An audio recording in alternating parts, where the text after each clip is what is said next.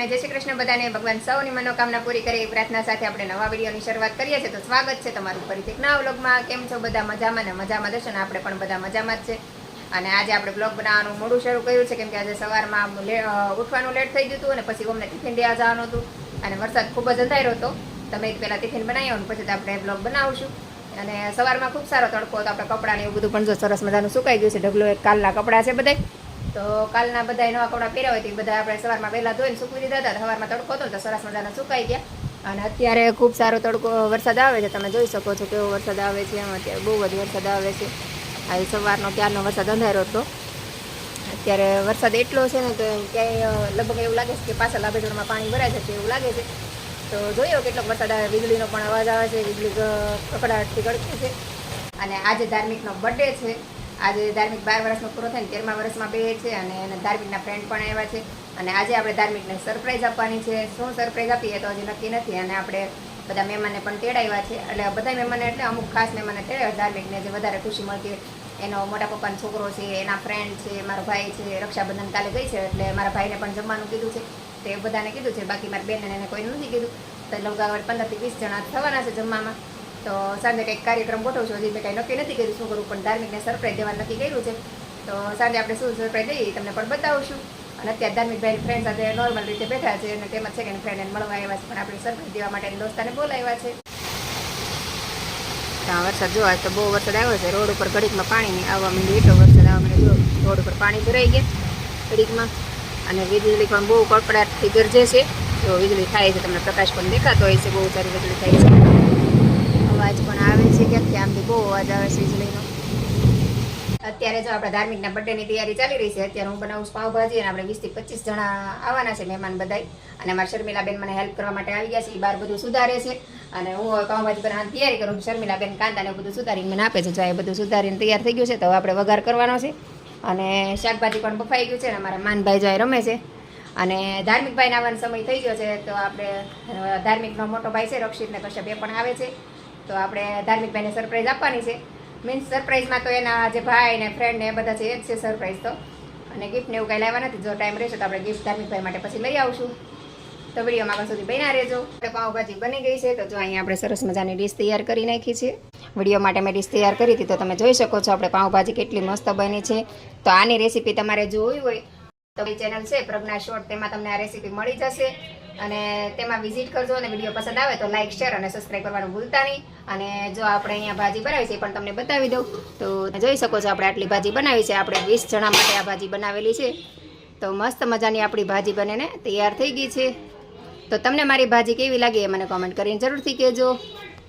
તો હવે આપણે ધાર્મિકભાઈના બર્થડેની તૈયારી કરી નાખી કેમ કે એના ફ્રેન્ડ પણ આવે જ છે હવે. અને આપણે જમવાનું તૈયાર થઈ ગયું છે. પાવભાજી બની ગઈ છે. હવે એના ફ્રેન્ડની વેઇટ કરીએ છીએ. અને એના પપ્પા કેક લઈને આવે છે. અને ધાર્મિકભાઈને જે આપણે કંઈ કીધું નથી. તો ધાર્મિકભાઈ માટે તો સરપ્રાઈઝ જ છે. જો વિડીયો બનશે તો બનાવીશ ને. ધાર્મિકભાઈને તો આપણે સરપ્રાઈઝ આપવાનું જ છે. કામ છે અહીંયા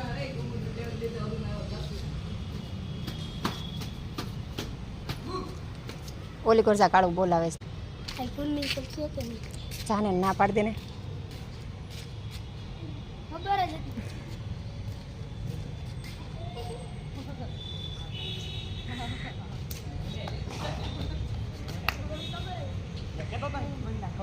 અમારા ધાર્મિકભાઈના ફ્રેન્ડ એને મળવા આવી ગયા છે. પણ ધાર્મિકભાઈને થોડુંક ખ્યાલ આવી ગયો એટલે તો ધાર્મિકભાઈના ફ્રેન્ડ આવી ગયા છે.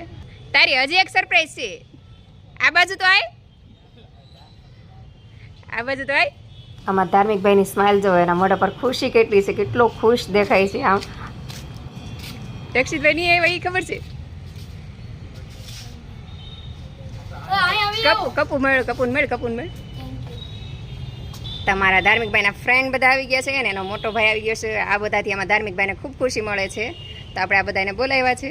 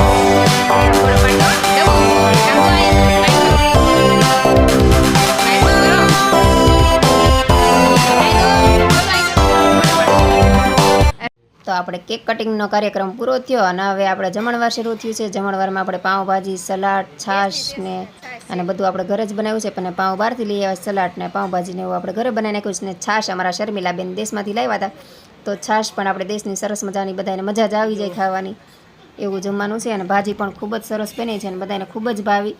અને બહુ બધાને ઈચ્છા હતી કે હું કુકિંગના વિડીયો બનાવું છું, યુટ્યુબમાં શેર કરું છું.